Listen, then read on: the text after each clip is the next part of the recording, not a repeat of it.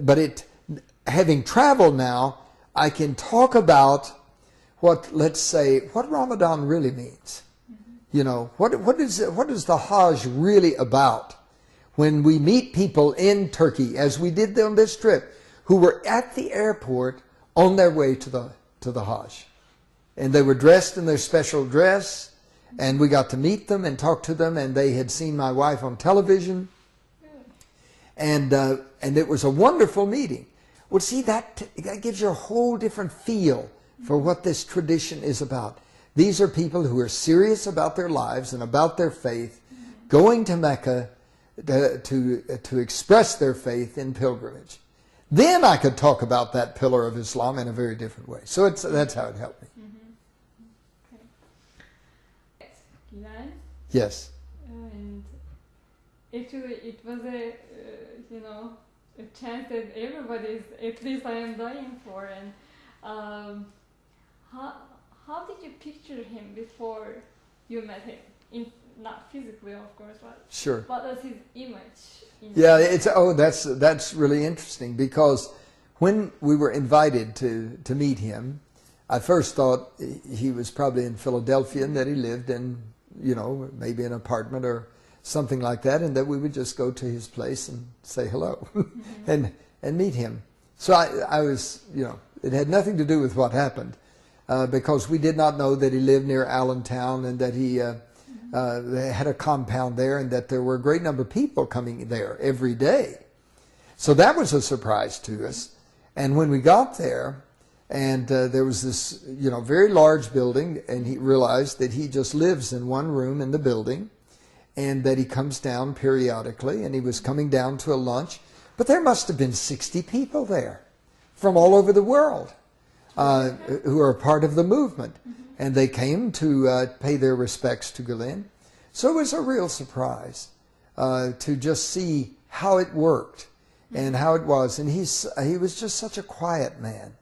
And walked in, and the first thing that happened, I don't know, my wife may have told you this, but I'll tell you my version, since she's already had a chance to tell hers. We walk into the dining hall, we're sitting here, or getting ready to be seated, and there's a chair in the middle of the space for Fethullah Gulen, and he motions for my wife to take that seat.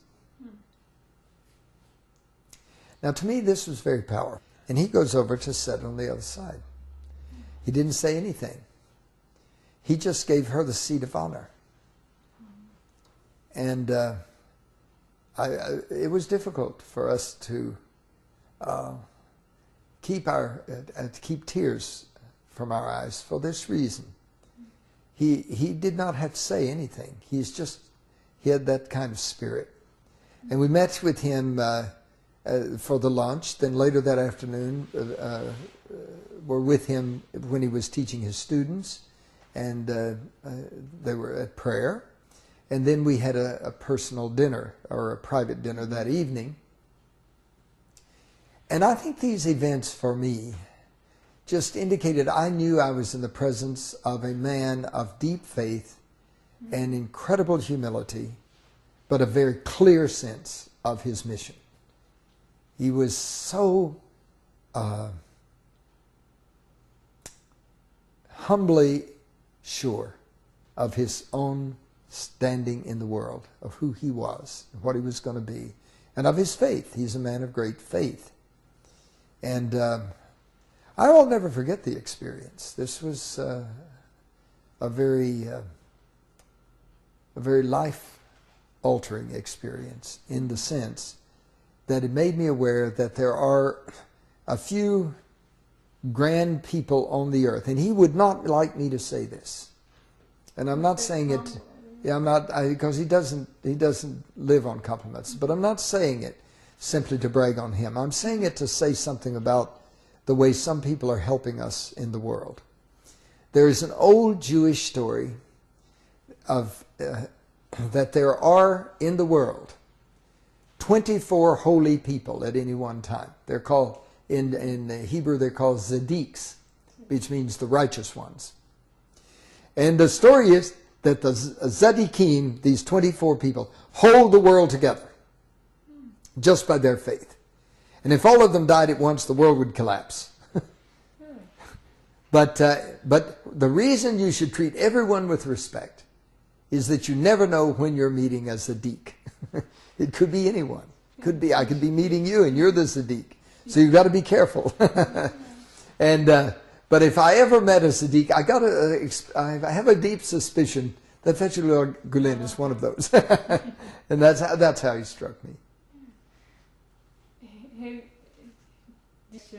That question that always in your mind after you read his verse or after you become involved with this movement, did you have that question that you really want to ask him?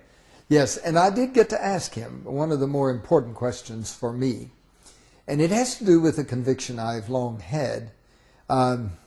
I think there are traditions within Islam, just like there are in Christianity, in Judaism, in the various religions of the world.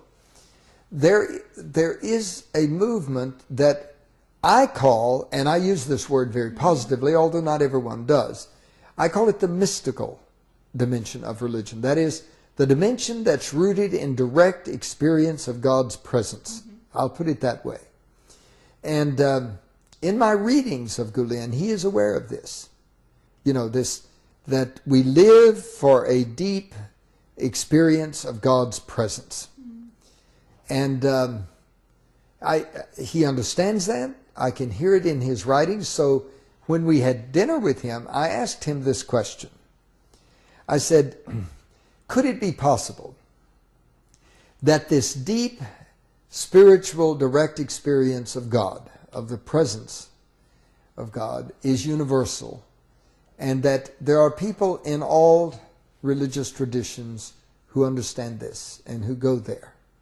And that may be the real point of the meeting among the religions. And he immediately said yes. Said yes. And he talked about this.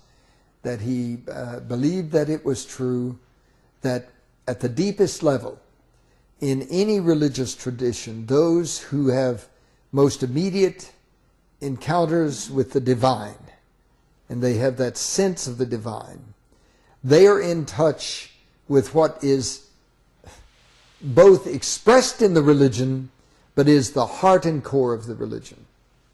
And I was very moved by his very simple answer that he thought that was true, and he believed that. And I've been working on that for some time myself. How does this meeting